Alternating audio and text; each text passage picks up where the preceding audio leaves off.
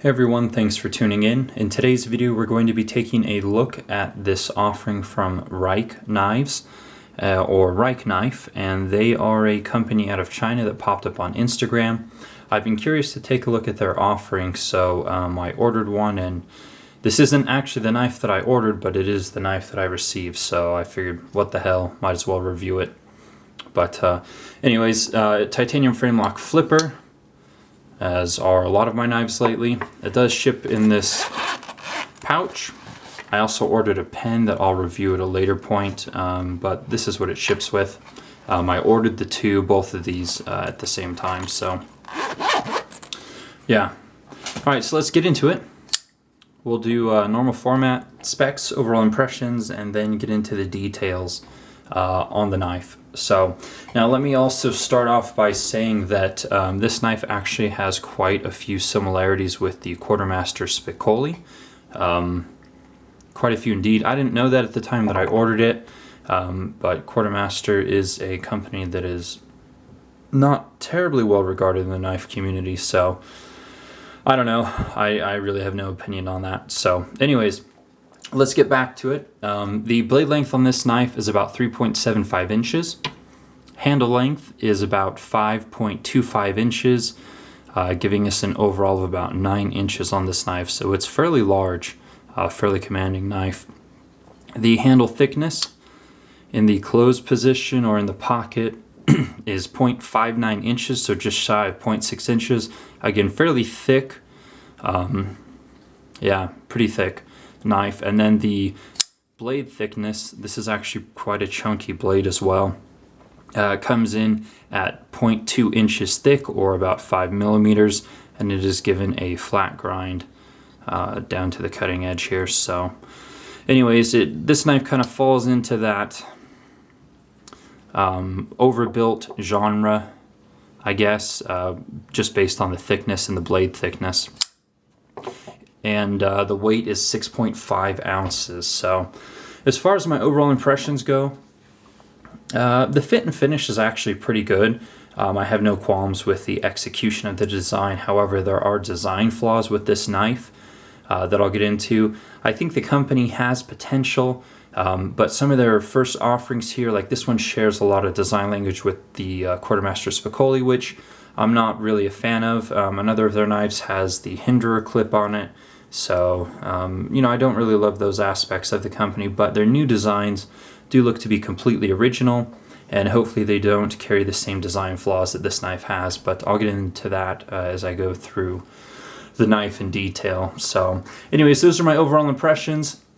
I paid $200 for this knife and for the pen on the website AliExpress, where they currently sell through, or you can talk to him via Instagram or email. There is quite a large language gap though, or language barrier, but $200, no, not even close. I mean, you can pick up a ZT-801 in that range, and it's just a better knife. So anyways, let's get into the details then. So again, the guy behind this company is Richard Wu, according to Instagram. Quite a large language barrier.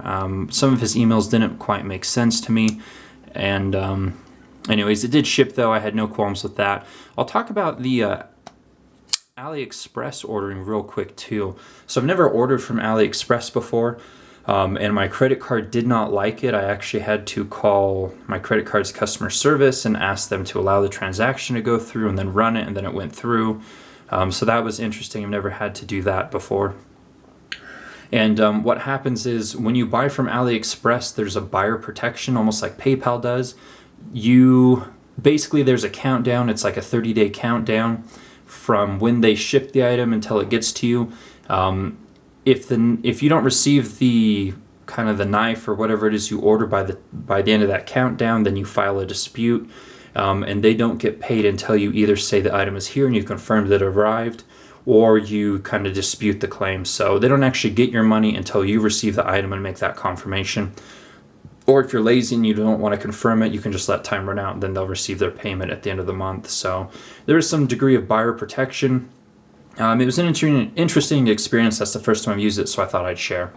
But anyhow, So we're looking at a CPM D2 blade steel on this knife.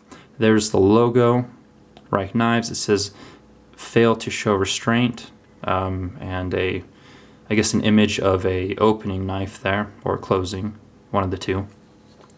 So it has the CPM D2 designation. Again, it's a stone-washed, flat ground blade. Near the edge here you can see that there's some discoloration in the stone washing because I believe these were sharpened by hand on a wheel. He did post some pictures of someone sharpening a bunch of knives on a sharpening wheel or whatever, so that's likely the case with this one, hence the discoloration or the removal of the stone washing on it. But again, fairly thick blade stock. I cut through a number of boxes with this thing and it did okay. I mean, it's definitely not a slicer. It will cut, and there are quite a few other knives out there that are very popular that have equally thick or thicker blade stocks. So I'm not really going to knock it for that, but if you're looking for a slicer, this is not the knife for you. Anyhow, got some jimping up top. I think this is kind of reminiscent of some of these Shirogorov jimping. Really good jimping, really bites into the thumb well. You're not going to slip on that thing at all. So I do like the jimping. I'm not sure if that's kind of a Shiro, I don't know, not trademark, but a design element per se. But anyways, one of my qualms is definitely going to be with the flipper tab here. It does have some jimping here on the front, but then on the top, there's no jimping here or on the very top. And since this is a fairly low profile flipper tab, it really would have benefited from some jimping here and here. So if you just kind of run your finger across the top, you'll slip all day. Oh, got it that time. So if you want essentially reliable flipping action, you're going to have to go all the way down, make sure you catch the jimping, and then it'll flip without a problem.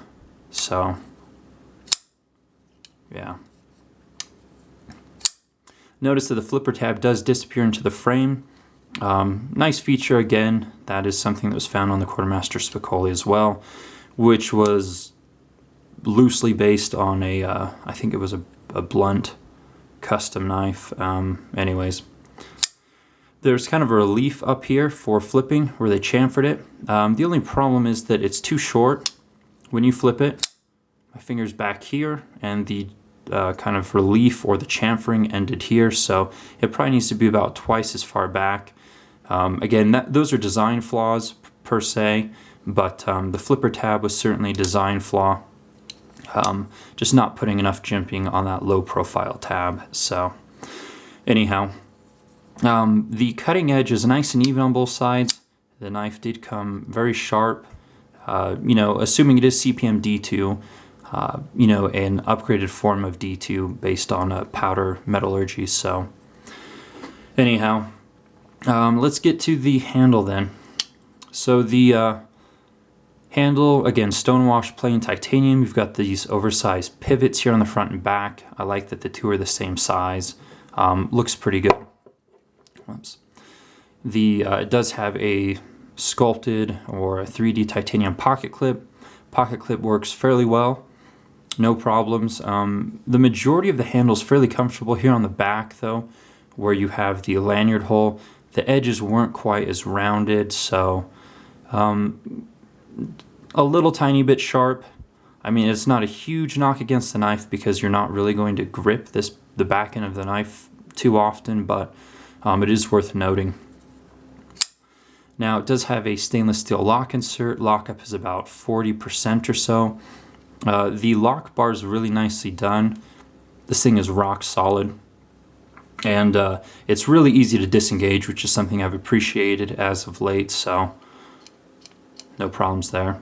Now, if you can see through the back here, I don't know if it'll show it, but it does have an over travel stop attached to that stainless steel lock insert. So I will note that after I flipped it for a while, it did start to come off center, so I put some Loctite on it, tightened it down, and it hasn't moved since. So centering when it came was perfect, and then when I Loctited it and allowed it, you know, the full 24 hours to dry, it hasn't moved either.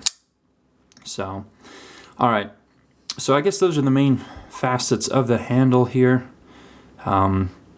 Now let's get to my biggest gripe with this knife, and again, this is a design flaw, but they really tried to maximize the blade to handle ratio, and in doing so, you can actually poke your finger on the tip of that blade. So I don't know if you'll be able to see this cut on my hand right here. That was the result of grabbing this thing out of my spider pack incorrectly, or my carry case incorrectly. I was at a local knife meet not too long ago. One of the guys there went to grab this out of my carry case, and he got jabbed really good, and he needed a Band-Aid. Mine's a minor cut, but right there it doesn't want to seem to heal. So anyways, that's the biggest problem.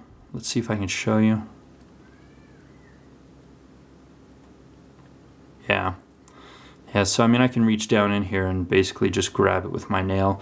If I wanted to stab myself, I could show you. I can completely pull it out. But yeah, I mean, that's my biggest issue right there, is just the blade, the fat of your finger, if it gets down into the handle there, you can stab yourself and you will bleed. So, that's not necessarily a fit and finish issue. It's a design flaw, and it is a quality control issue. So, yeah. So those are essentially that's essentially my biggest gripe with the knife, is you can stab yourself on that tip right there. And then the flipper tab needs more jimping cutouts, basically up towards the top, so it's easier to get onto. But again, very smooth.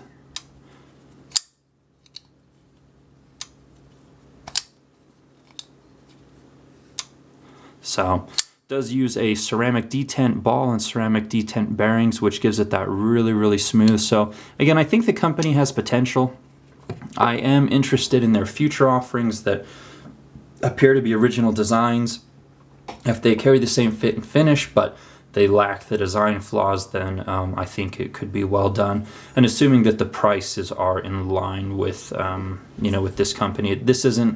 This company, Rike Knives, is not on par with Rike, and it's definitely not on par with Kaiser either. So it's just something to essentially keep your eye on. Again, on AliExpress, these are like $200.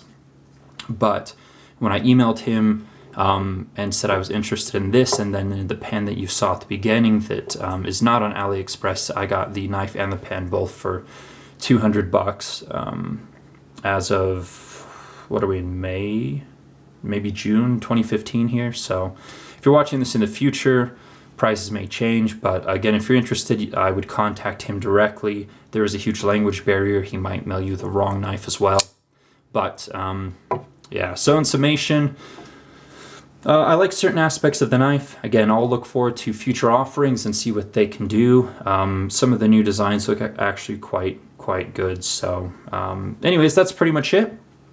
Hopefully you enjoyed the video. Hopefully it gave you a new company to keep your eye on, I suppose. But thanks for watching. Be sure to like and subscribe, and you can follow me on Instagram under EpicSnuggleBunny as well. Take care, guys.